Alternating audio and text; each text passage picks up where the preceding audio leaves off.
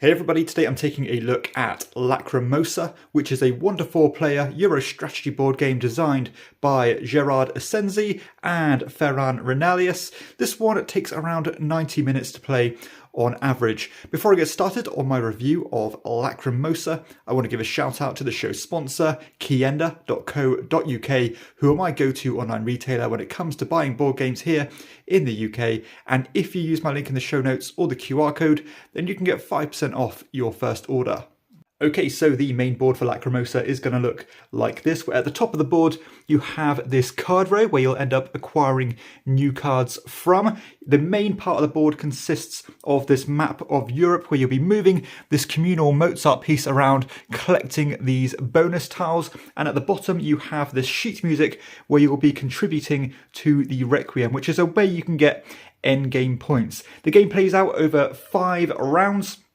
And of course, the player with the most victory points at the end of those 5 rounds will be the winner. There's also going to be some player boards which look like this. Now, in the left hand of this player board, you've got this income track where at the kind of maintenance phase each round, you could end up getting new money or more of these currencies, which I'll talk about in a bit. You have these 8 card slots where you'll be playing your starter deck into, and as I said, throughout the game you can end up getting better cards for your 9 card deck there. Everybody is going to start with one of these opus cards, which can be tapped in order to get certain abilities from, and again we'll touch on that very shortly. You have these 3 additional currencies here, such as this kind of talent points, these travel points, and these kind of writing points, which you'll be using to add to that requiem. And down the right hand side of the board here, you have these kind of musical notes, which will be used to basically display your presence on the requiem. There are some additional components as well, such as the money and these bonus tokens. Okay, so the main flow of the game is going to consist of you drawing 4 cards from your shuffled deck there. And with these 4 cards, you're going to allocate them to these action spots. So each round, you're going to choose 2 of them. You're going to use one of those cards for the top action, and you're going to use one of those cards for the bottom part of the card here, which is going to be your next turn's income. So let's just say I ended up choosing this travel card. I'm going to slot it in my top slot here. And for my other card, without thinking about what I'm doing here, I'm going to slot this one in the bottom slot, like so. Now, when I take my actions by slotting them here, I'm going to do the action on the top and resolve it. So let's talk about what all those different actions are. So these are the 5 basic actions, and let's talk about all of them independently. So the first one here is going to allow you to acquire these new cards, which are going to replace existing action cards in your 9 card deck. And depending on where it sits on this card row, you may have to spend additional costs. So you can see here, if I wanted to buy this one, I'm going to have to spend 3 coins and 1 of my bonus currencies. And this card is going to replace the bottom card that I've allocated on my player board here. And these cards are generally going to be improvements on your existing ones. Like, for example, they may give you additional currency when you play them, or they may even give you bonus actions by playing a single card. Like you can see, this one here actually gives me 2 travel actions rather than the basic 1. This symbol here works in a similar fashion. However, they will relate to these opus cards, which sits kind of on the bottom half of these kind of placement sections. And when you do that, you are going to spend the money based on the top part here. So this will spend 2 of these talent points and 2 coins in order to get me 3 victory points. And these will go in my personal little tableau, and they can correspond to endgame scoring, but they also have abilities corresponding to this action here. So when you take this action, you can actually choose to either tap the card like so and maybe spend additional costs and get money, or you can actually choose to get rid of the card completely, put it back in the box, and then get the bonus here. So in this example, it would allow me to get 2 victory points, and it'll also allow me to climb up the income track here, meaning that I'm going to get more income when it comes to that maintenance phase. The travel action here allows me to move Mozart around the board, and when you do that, you are going to have to spend money depending on the roads that you travel down. So let's just say I wanted to go from here to let's say here. I would have to spend 1 coin, then another 1 coin to end up here, and then I'm going to have to spend a number of these kind of transport points in order to do the relevant tiles action. And these can do lots of different things, such as getting these bonus counters. from the supply here. Now these work just the same as these here. However, at the end of the round, these ones do disappear, so you will be wasting them if you don't spend them. Whereas these ones you can spend at any time and you can keep hold of them to use when you like. They can do different things such as getting bonus actions, being able to get victory points based on different criteria you've collected, just straight up victory points. Or you can even get these big tiles here, which will relate to end game objectives. So for example, this particular tile, I'm gonna have to spend 2 movement points. I'll get 2 coins, but then at the end of the game, I'm aiming to get 2 of my violins down and 2 of my trumpets down. And if I do that, I will get 7 victory points. Now, some of these other tiles relate to different things, such as different opus cards. So for example, if I collected these 4 different types of opus cards, then I would get 7 points. However, it is important to note that when you collect these opus cards, they can only correspond to one objective, so you can't use them for multiple objectives to get, lots of bang for your buck there. And the final action we haven't talked about yet is the requiem action, which is how you contribute to the sheet's music. Now, when you do that, you are going to have a look at these tiles relating to these kind of substitute composers here. And depending on which section you want to write in, I suppose, or put your presence down in, you're going to have a look at the relevant tiles. So let's just say I wanted to put some presents down in this sequentia section here. I'm going to have to either pay these fees here. So depending on if I want to kind of invest in Ibler or Stadler, I'm going to have to spend 1 ink point and 2 coins. And if I do that, I'm going to choose one of these matching symbols relating to my player board and put my piece on it. So let's just say I wanted to build on this violin segment here. I'm going to choose one of the violins from my player board, like so. I'm going to get the corresponding reward, which can be different things like income, victory points, and all these bonus tokens. And then you're going to put your marker down on one of those instruments, depending on what you've just taken from. And you're going to put it either with the 16th note or the 8th note face up, depending on the composer you've invested in. So let's just say I did choose Ibler here.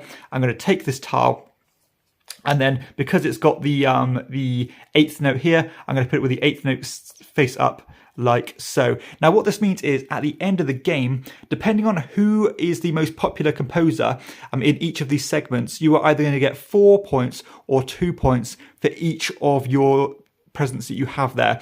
So if the majority was, say, Ibler here, for every Ibler piece in this segment, you're going to get 4 points. And the different segments have different points depending on what's available there. So some of them are quite valuable, like this 6th segment here.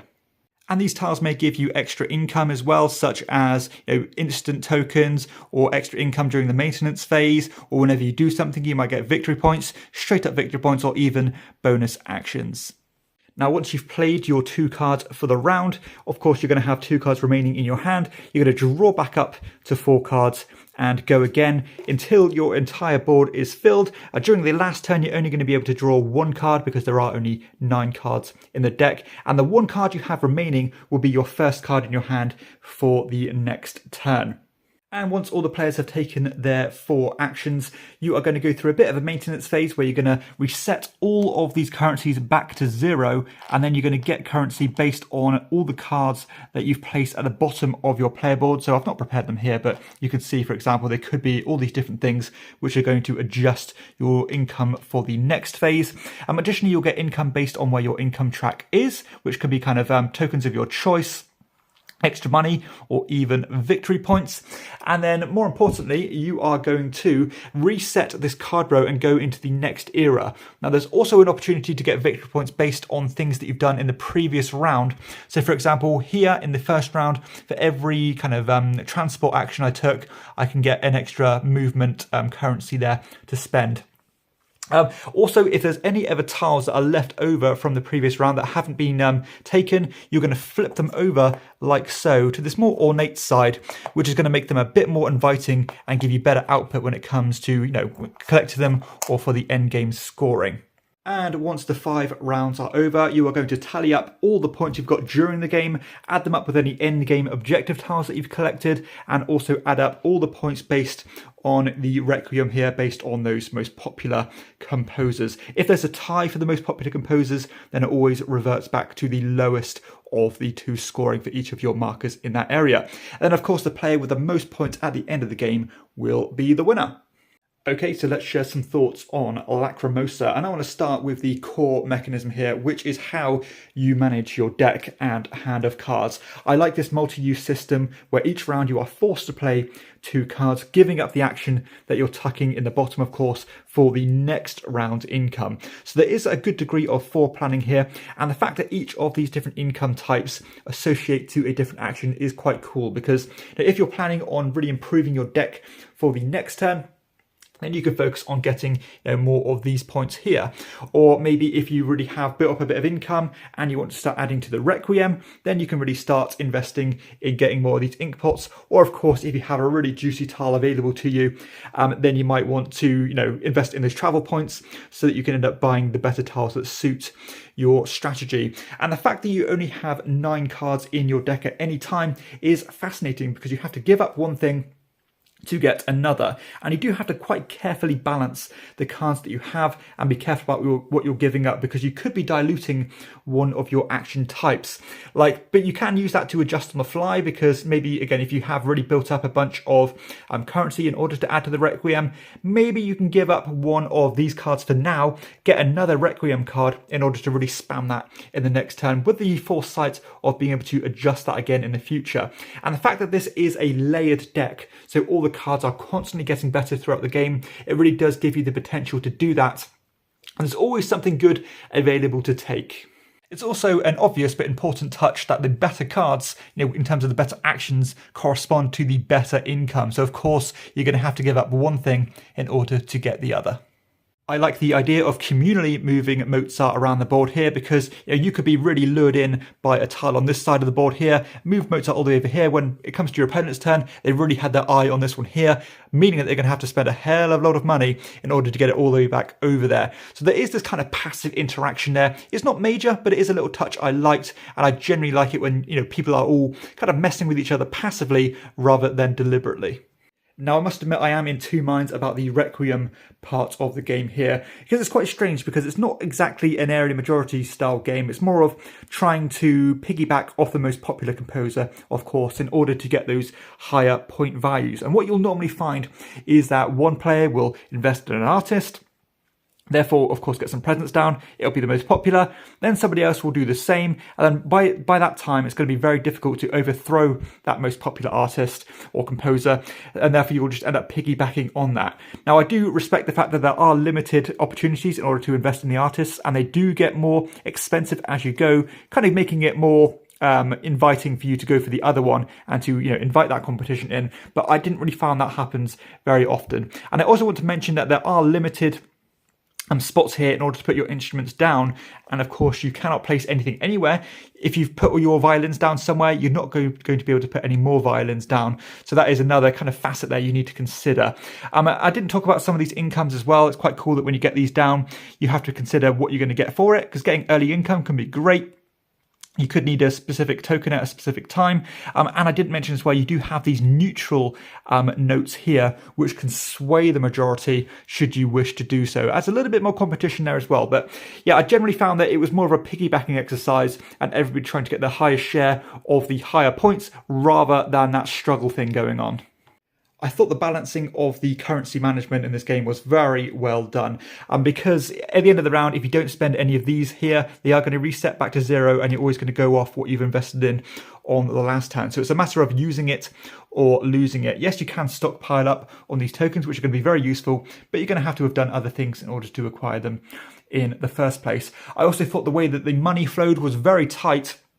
Well, it would kind of come in peaks and valleys. At some points you'll have loads of money in order to do what you want. Then before you know it, that money is dried up, and you'll have to probably spend an action or two in order to tap some of your opus cards to get some more money to refill your kind of supplies of cash there. And sometimes that comes at really inconvenient times, because there might be something that you really want on the board and you can't quite afford it, yet your opponent can, and therefore they're going to beat you to the punch and get those better card opportunities.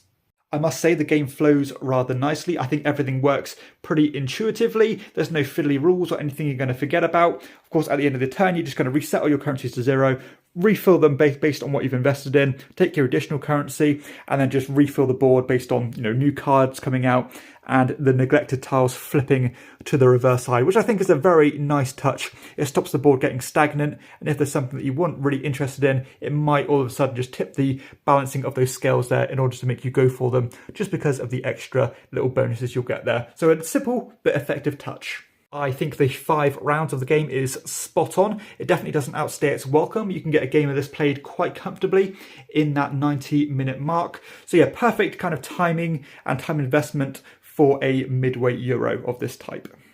The player interaction is okay. So of course you have the competition to get the cards that you want, and that will be resolved in player order. So you're going to have to beat people to the punch and have the money if you want to acquire them first. And of course you are manipulating that Mozart piece around the board, which can mess with other players, probably indeliberately, but it does matter where people are moving it. But I suppose the most interaction comes from the requiem part of the board here, which we've already discussed. So not a terrible amount of interaction, but just enough to keep you engaged, in my opinion. I think the game scales pretty well. Even at 2 players, the majority system works absolutely fine, and you will play a pretty rapid game at 2. You can get it probably done in about 60 to 75 minutes, which is quite nice. In the higher player count, you are going to get a bit more kind of messing around with the Mozart and things, and this of course is going to be a bit more congested, but there are going to be more open spots available for you to put things down in. So yeah, generally I'm happy with the way it scales. Now there is a solo mode in this game as well, which I have not checked out, so I cannot testify if that's good or not. The production for this game is absolutely stellar, not only in the way it looks, because I think this is probably one of my favourite looking games that have come out this year. I must admit I am a sucker for the setting here. I'm a big classical music fan, so it's really nice to see this skin being used. I think the artwork on the board is amazing. The cards look great. Just a really aesthetically pleasing looking game here. And the components themselves are very nice. You know, you have these player boards, which are these really nice little folding books that look great. They have a really nice quality dual layer kind of system here.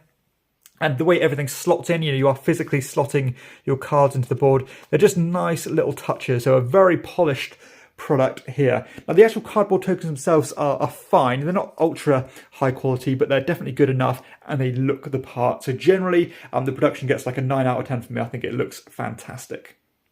Okay, so let's share some final thoughts on Lacrimosa, which I have to say was one of my most anticipated games of this year. A big part of that is because of the setting. I think it's a very fresh theme here. Now, I have to say I'm not disappointed with the game at all. I think it's a very solid design. There's nothing glaringly obvious about it that I don't like, but I must admit there's something about it that lacks a certain spark. I don't think it has the highs and lows that I like with a lot of my favourite Euros. And it's, again, a very difficult thing to put my finger on because all the individual aspects of the game I like. I like the card system. I don't mind the Requiem. I'm not enamoured with it. And I do think it's probably the dominant part of the game. If you want to have a winning strategy, you're going to have to get your fair share of things down on the board here, which is fine because that's what the game is all about. But yeah, when it comes together, while I like it all, I just didn't feel excited. I felt like I would rather play some other games in my collection, which offer a similar, but I think slightly better experience. The games I'm talking about are Rococo, which has a kind of a hand management system which you're using to play an error majority game, and the other one is Newton. Now, if you're familiar with those two games, I think you can probably understand what I'm trying to say, is that I think those games just took it to the next level, whereas this one kind of held back a little bit, which is fine. You know, if you're looking for a medium light Euro game, I think this is a very good option. It's solid, it's smooth, and it's a very refined and polished product. Both, you know, literally in terms of its physicality, but also in terms of the mechanisms. But do I need it in my personal collection? I don't think so, which I'm quite sad about because I love the, you know, the look and the presence of this game when it's on the table. But I have to be honest with myself. Am I going to lean towards this one before those other games I've mentioned? I don't think so, despite me, you know, loving that kind of card system. So yeah, it's a soft recommendation for me. I think if you have the need for a medium lightweight game and you don't have one that is so card driven, then this is one to look at. But yeah, for me personally, I think it's going to be one that I'll play anytime, but one that I don't need to own. So a very near miss for me for Lacrimosa. So that is Lacrimosa.